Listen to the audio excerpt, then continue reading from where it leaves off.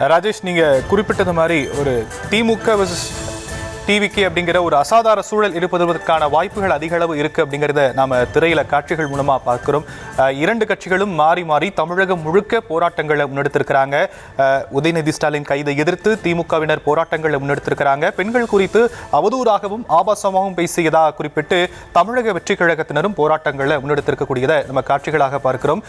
இதுல என்ன அப்படின்னா, இரண்டு தரப்பும் மாறி மாறி போராட்டங்களை முன்னெடுக்கக்கூடிய நிலையில ஒரு அசாதாரண சூழல், சட்டம் ஒழுங்கு பிரச்சனை ஏற்படுவதற்கான வாய்ப்புகள் அதிக அளவில் இருக்கிறத நாம பார்க்கிறோம். நாம திரையில பார்க்கும்போது அந்த காட்சிகளை குறிப்பிட்டது ஏதோ அங்க ஒரு பொருளை போட்டு எரிக்கக்கூடிய அந்த காட்சிகள் கிடைக்கப்பட்டிருக்கு. இது மாதிரியான அசாதாரண சூழல், சட்டம் ஒழுங்கு பிரச்சனை ஏற்பட்டா இதை சமாளிப்பதற்கும் பொதுமக்களுடைய பாதுகாப்பை உறுதிப்படுத்தவும் காவல்துறை என்னென்ன நடவடிக்கைகளை தமிழகம் முழுவதும் ஏற்படுத்தி இருக்கிறாங்க ராஜேஷ்? தமிழ்நாடு முழுவதும் காவல்துறையினர் தற்போது அலர்ட் நிலைக்கு வந்திருக்கின்றார்கள். காரணம், இது சட்டம் ஒழுங்கு பிரச்சனையாக மாறுவதற்கான வாய்ப்பு இருக்கின்றது. நாம் முன்பு குறிப்பிட்டது போல திமுக வர்சஸ் தாவேகா என்ற மாறி இருக்கின்றது. களத்திலே இரண்டு கட்சியை சார்ந்தவர்களும் தற்போது போராட்டங்களில் ஈடுபடுகிறார்கள். உதயநிதி மீது கடுமையான நடவடிக்கை எடுக்க வேண்டும் என தாவேகாவினரும், மறுபுறம் அவர் மீது எந்த நடவடிக்கையும் எடுக்கக்கூடாது, இது அரசியல் பழிவாங்கும் நடவடிக்கை என்று திமுகவினரும் சொல்கிறார்கள். உருவ பொம்மைகளை எழுக்கக்கூடிய காட்சியையும் தமிழ்நாடு முழுவதும் பல்வேறு மாவட்டங்களில் பார்க்க முடிகிறது. தமிழ்நாடு முழுவதும் இருந்து நம்முடைய செய்தியாளர்கள் அங்கிருந்து விஷுவல்ஸ் அனுப்பி கொண்டிருக்கிறார்கள். அங்க இருக்கக்கூடிய செய்தியாளர்களும் தொடர்ந்து நம்முடைய அலுவலகத்திற்கு தொடர்ந்து தகவல்களை அனுப்பி கொண்டிருக்கிறார்கள். தமிழ்நாடு முழுவதும் பல இடங்களிலே சாலை மறியல் போராட்டங்கள், குறிப்பாக முன்னாள் முதலமைச்சர் OPS கூட உதயநிதி அவருடைய கைதை கண்டித்து தேனியிலே சாலை மறியல் போராட்டத்தில் ஈடுபட்டிருக்கின்றார். அவரது ஆதரவாளர்களுடன் அவர் சாலையில் அமர்ந்து தர்ணா போராட்டத்தில் ஈடுபட்டார். இதுபோல முன்னாள் அமைச்சர்கள், சட்டமன்ற உறுப்பினர்கள் என்று பலரும் உதயநிதி அவர்களுடைய அந்த கைதை கண்டித்து அவர்கள் சாலை மறியல் போராட்டத்தில் ஈடுபடுகின்றார்கள். நடு சாலையிலே உருவ பொம்மை எரிக்கக்கூடிய அந்த காட்சியையும் நம்மால் பார்க்க முடிகின்றது. திமுகவினர் பல இடங்களிலே, குறிப்பாக உதயநிதி அவர்களை கைது செய்து அழைத்து செல்லக்கூடிய அந்த பிரதான சாலைகளிலே தற்போது அவர்கள் இறங்கி கடுமையான வாக்குவாதங்களிலும் கடும் ஆர்ப்பாட்டத்திலும் அவர்கள் ஈடுபட்டிருப்பதை நம்மால் பார்க்க முடிகிறது.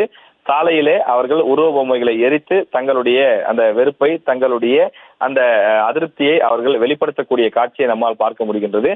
குறிப்பாக உளுந்தூர்பேட்டை டோல்கேட் கடந்து செல்லக்கூடிய நிலை இருக்கும் என்பதனாலே உளுந்தூர்பேட்டை அருகிலே நூற்றுக்கணக்கான திமுக தொண்டர்கள் திரண்டிருக்கிறார்கள். அந்த பகுதியிலே போக்குவரத்து செல்ல முடியாத அளவுக்கு கடுமையான ஒரு நெருக்கடி ஏற்பட்டிருக்கிறது. அந்த பகுதி வழியாக பேருந்துகள் சென்றால் உள்ளே இருக்கக்கூடிய பயணிகளுக்கும் அரசு பேருந்துக்கும் ஏதாவது சேதம் ஏற்படலாம் என்று காவல்துறையினர் எச்சரிக்கை விடுத்து அந்த பேருந்துகளை முன்கூட்டியே நிறுத்திவிட்டதாகவும் அந்த பகுதியிலிருந்து வரக்கூடிய தகவல்கள் நமக்கு தெரிவிக்கின்றன. நாம் திரையிலே பார்த்துக் கொண்டிருக்கிறோம். பல்வேறு இடங்களில் உருவ பொம்மைகள் எரிக்கக்கூடிய அந்த காட்சியை நாம் பார்க்கின்றோம். திமுகவினர் நடு சாலையிலே உருவ பொம்மைகளை போட்டு எரித்து தாவேகாவிற்கு எதிராகவும் முதல்வருக்கு எதிராகவும் கோஷங்களை எழுப்பிக் கொண்டிருக்கிறார்கள். அவர்களுடைய அந்த விஷயங்கள் என்பது இரண்டு விஷயங்கள் தான். ஒன்று, இந்த கைது நடவடிக்கை என்பது ஒரு பழிவாங்கும் நடவடிக்கை என்று குறிப்பிடுகிறார்கள். மற்றொன்று, உதயநிதி அவர்களை உடனே விடுவிக்க வேண்டும், இதை ஏற்க முடியாது, இது சட்ட ரீதியான நடவடிக்கை கிடையாது, அரசியல் பழிவாங்கும் நடவடிக்கை, காவல்துறை நியாயமாக செயல்பட வேண்டும், காவல்துறை ஒருதலை பட்சமாக செயல்படுகிறார்கள், ஆளும் கட்சியுடைய ஒரு ஏவல் துறையாக செயல்படுகிறார்கள் என்றெல்லாம் கடும் விமர்சனங்களை முன்வைத்துக் கொண்டிருக்கிறார்கள். ஆனால் காவல்துறையை பொறுத்தவரையிலே நாங்கள் சட்ட ரீதியாக செயல்பட்டு இருக்கின்றோம். இதிலே அவர் மீது புகார் கொடுக்கப்பட்டிருக்கிறது. நேற்று தஞ்சையிலே அவர் பேசிய பேச்சு அருவருக்கத்தக்க வகையில் ஆபாசமாக இருக்கின்றது. எனவே 9 பிரிவுகளின் கீழ் வழக்கு பதிவு செய்யப்பட்டு முறைப்படி அவருக்கு விளக்கங்கள் கொடுக்கப்பட்டு அதன் பிறகுதான் கைது செய்யப்பட்டிருக்கிறார். எனவே இதில் சட்ட விதி மீறல் என்பதெல்லாம் எதுவும் கிடையாது.